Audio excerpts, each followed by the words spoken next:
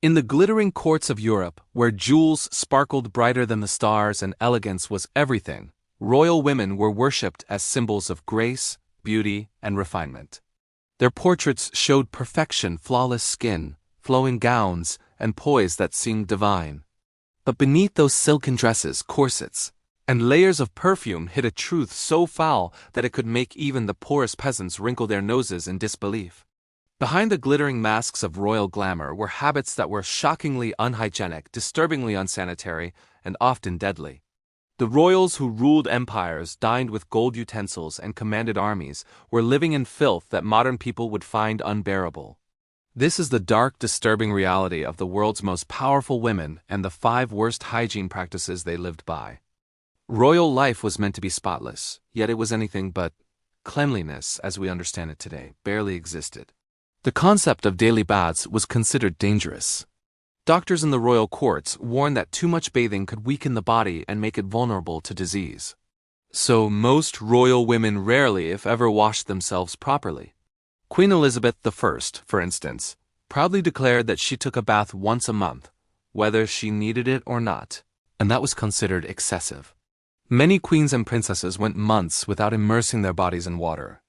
Instead, they masked the natural odors with thick, suffocating layers of perfume, scented oils, and powders. These women would drench themselves in rose water, lavender oil, and musk to cover the stench that clung to their skin. The mixture of sweat, perfume, and grime created a suffocating scent, more like a battlefield of smells than a bouquet. Their skin itched constantly, crawling with fleas and lice hidden beneath their wigs and gowns. Yet in their minds, they were the epitome of refinement. One of the worst hygiene practices among royal women was their attitude toward toilets, or rather, their lack of them. Before modern plumbing, relieving oneself was an ordeal. Palace bathrooms, as we know them, didn't exist. Instead, royal women used chamber pots, ornate bowls made of silver, porcelain, or gold to do their business. Servants, often young girls, were assigned to carry these pots away once filled. In France's Palace of Versailles, there were hundreds of courtiers but only a handful of actual latrines, and they were almost never cleaned. The smell of waste drifted through the gilded halls, masked only by incense and flowers. Women wore enormous dresses with crinolines and hoop skirts that made it nearly impossible to remove clothing, so they found creative yet horrifying solutions. Some royal ladies wore pocket toilets, small vessels strapped between their legs under their gowns. During long ceremonies, they could discreetly relieve themselves without leaving the room. Imagine a ballroom filled with perfume, candlelight, and the faint, unmistakable odor of human waste hidden under silk skirts. That was the price of royal dignity. But even worse was how waste was handled. Chamber pots were often emptied into palace corridors, gardens, or out of windows. Servants tossed the contents into the streets, where it mixed with horse manure and rotting food. In cities like London and Paris, the stench of royal waste was legendary. And since hand-washing was not yet a regular habit, infections spread rapidly. Servants who cleaned royal excrement rarely washed before handling food or fabrics, and royals themselves had no understanding of germs. For all their power, they were victims of their ignorance. The same women who wore diamonds-worth kingdoms were literally surrounded by filth every single day. Another revolting hygiene practice was related to their hair and wigs. Royal women loved their towering hairstyles, decorated with jewels, feathers, and ribbons. But maintaining them was a nightmare. These wigs were not just symbols of fashion, they were homes for lice, fleas, and even maggots. The elaborate wigs could weigh up to 20 pounds and were often worn for weeks or months without being removed. Hairdressers would set the wigs with animal fat to give them sheen and structure, but this grease attracted vermin.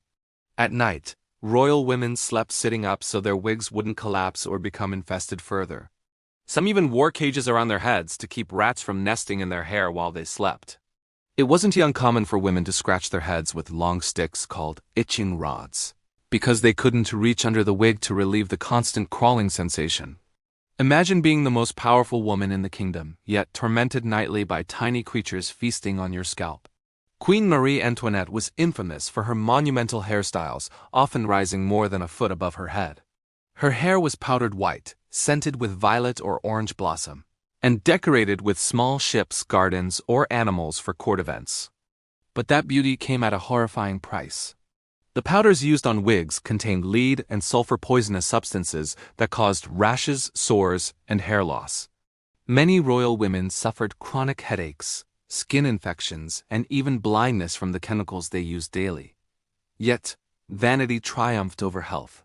To appear flawless before the court was a matter of survival. For these women, beauty wasn't just fashion, it was politics. If their hair was deadly, their faces were worse. Makeup in the royal courts was a silent killer. In the 16th to 18th centuries, pale skin symbolized purity, power, and wealth. To achieve this ghostly complexion, royal women used a cosmetic known as Venetian ceruse, a thick white paste made from vinegar and lead carbonate.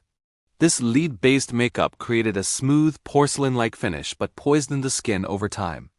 It caused the flesh to rot beneath the surface, leaving scars and sores that women then covered with even more makeup.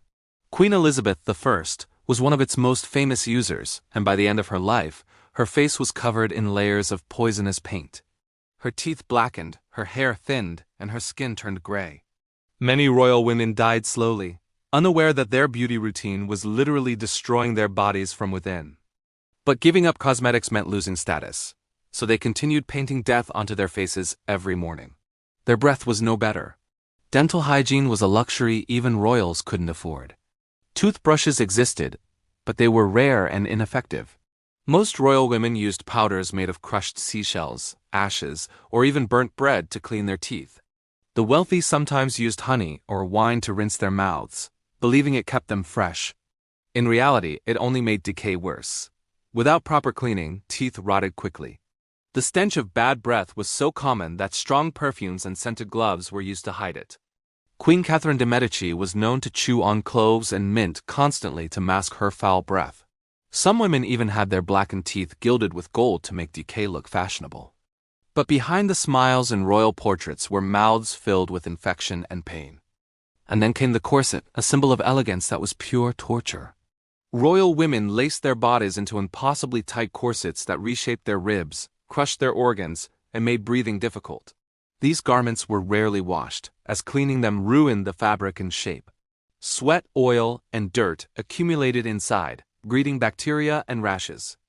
Doctors warned that corsets could deform the spine and cause internal injuries, but royal women ignored the warnings. Beauty demanded sacrifice. Fainting became a fashionable gesture seen as delicate and romantic when in truth, women were simply suffocating in their own attire. Many suffered chronic constipation, collapsed lungs, and miscarriages due to the constant pressure on their bodies. Yet, removing the corset was unthinkable. To appear without one was to appear indecent. Menstrual hygiene was another disturbing reality hidden beneath layers of silk. There were no sanitary pads or modern solutions.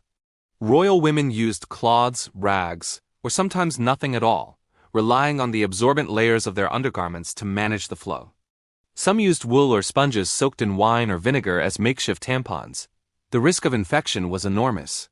Yet, menstruation remained a taboo subject, unspoken in polite society. Servants secretly washed the soiled garments, often by hand in cold water. The royal women pretended nothing happened, even as the smell lingered. It was a monthly humiliation they endured in silence, hidden behind their perfect smiles.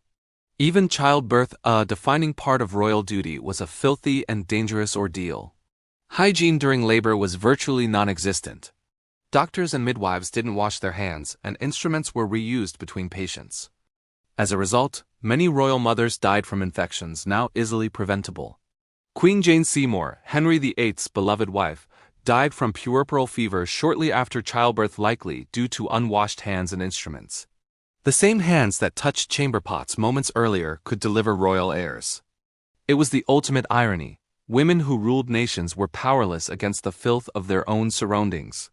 Royal beds, though draped in silk and velvet, were breeding grounds for pests. Sheets were changed rarely, sometimes only once every few months. The warmth and moisture attracted bedbugs and lice. Some royals even carried small sticks to scratch themselves discreetly during meetings. Perfumed sachets were sewn into pillows to mask the smell. Servants swept under the beds with herbs and flowers, hoping to drive away vermin. But in truth, palaces were crawling with insects. The notion of cleanliness was more about appearance than actual sanitation. Perfume was both a weapon and a prison. The stronger the stench of decay and filth, the heavier the perfume.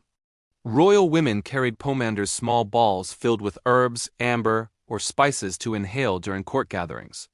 The air in royal chambers was so foul that even visitors complained. One foreign ambassador to Versailles wrote that the odor of the ladies' skirts alone could empty a chapel. Yet no one dared admit it. The illusion of beauty had to be preserved at any cost.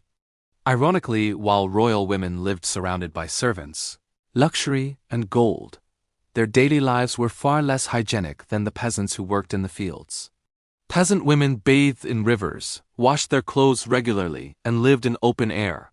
Royal women, confined in their corsets and petticoats, slowly suffocated under their own vanity. Cleanliness, to them, was not about health, it was about hiding decay. By the late 19th century, science began to change everything. The discovery of germs, the invention of indoor plumbing, and the promotion of soap as a daily necessity transformed royal hygiene. Bathrooms became private sanctuaries instead of social curiosities. Perfume became a luxury, not a mask. And for the first time in centuries, royal women began to smell like roses instead of rot. But the scars of centuries of filth remained in history, a haunting reminder that power and beauty often come at a terrible price. Behind every glittering crown, there was sweat. Behind every jeweled gown, filth. Behind every graceful smile, decay. The image of royal perfection was built upon layers of perfume, powder, and denial. And the women who ruled the world were prisoners of their own beauty standards, polished on the outside, rotting underneath. In the end, the 5 worst hygiene practices of royal women: rare bathing, toxic cosmetics, filthy toilets, deadly corsets, and vermin-infested wigs tell a story of elegance and ignorance intertwined. A story where beauty killed slowly and filth ruled quietly behind the throne. The queens who shaped history were not goddesses, they were human.